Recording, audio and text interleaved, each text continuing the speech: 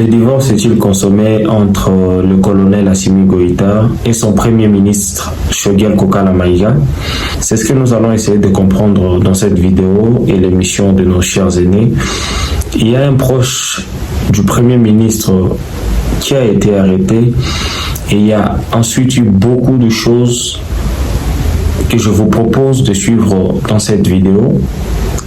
Comme vous l'avez constaté, il y a forcément un truc qui ne va pas entre le colonel Assimi Goïta et son premier ministre. Observez le climat. Lorsque tout allait bien, on voyait de plus en plus le premier ministre qui faisait des discours et tout ça. Observez depuis un moment.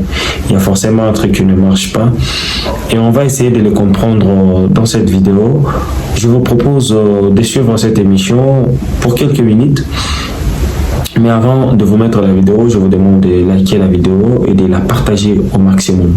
Place à la vidéo, on revient juste après pour faire un petit commentaire.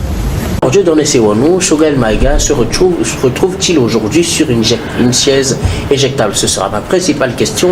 Quand on voit un peu le contexte, il est mis en minorité d'abord au sein de son mouvement, le M5RFP, mais ce mémorandum pour lequel on aurait arrêté son chargé de mission reproche justement à la transition certaines conclusions des assises nationales qui permettent aux militaires de rester au pouvoir encore 5 ans et de se présenter aux prochaines élections. On leur reproche également certaines décisions pour lesquelles Choguel Maïga ne serait pas associé. Est-ce déjà des signes qui montrent que l'homme vit ces derniers instants, ces derniers jours peut-être en tant que Premier ministre de la transition au Mali? Non mais vous savez, mon grand-père m'a toujours dit, les mecs qui vous ont applaudi seront très rapides à vous gifler demain.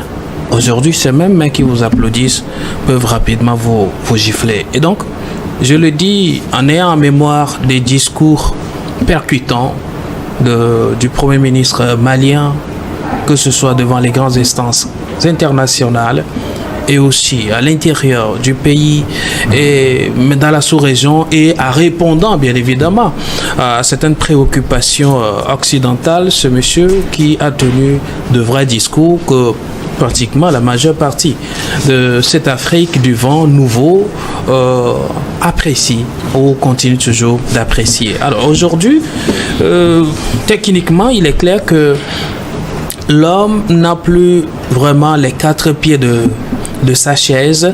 Je dirais qu'il est sur une chaise électrique qui peut donner ce que cela devrait donner à tout moment, mais cela arrive toujours.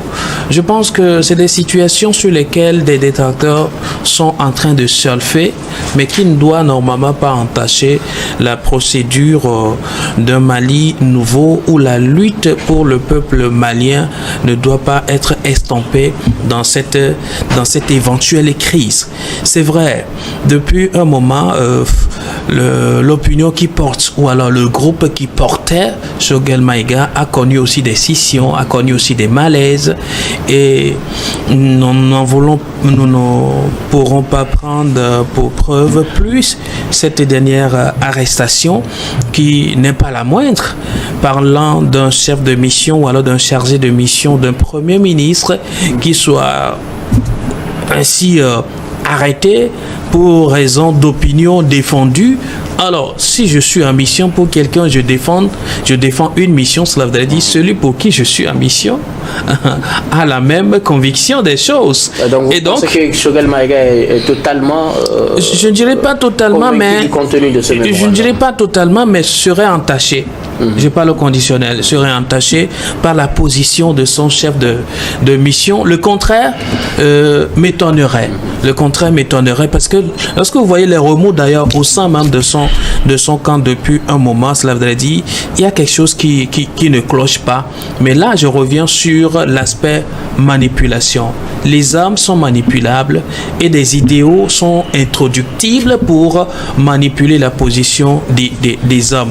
Et là, il faut que le Mali fasse extrêmement attention et les militaires fassent extrêmement attention. C'est pourquoi ils sont arrivés. Le peuple malien est là pour les juger. Quoi qu'on dise, le peuple malien, d'une majeure partie, est en train d'applaudir l'exploit que ces militaires ont fait, notamment parlant bien sûr de la reconquête de Kigali, qui a été une grande victoire pour tout le Mali.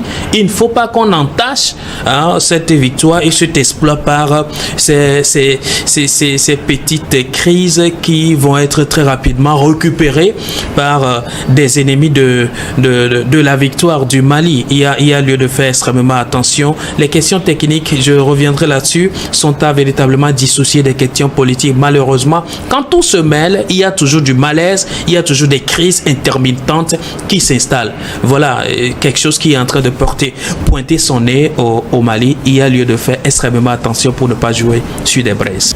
Donc voilà un peu la partie que j'avais choisie pour vous. Il y a beaucoup de zones d'ombre dans ce dossier, mais je crois que la vérité va finalement finir par se faire savoir.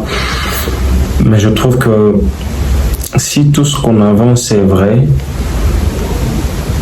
je trouve que c'est tellement dommage, parce que ces deux personnalités doivent forcément trouver un cadre d'entente, même s'il y a quoi que ce soit, qu'ils essaient de résoudre ça et continuer sur le chemin qu'ils ont emprunté depuis le début de la transition au Mali.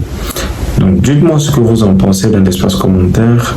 N'oubliez pas de liker, de partager aussi. Moi je vous dis à très bientôt pour de nouvelles informations.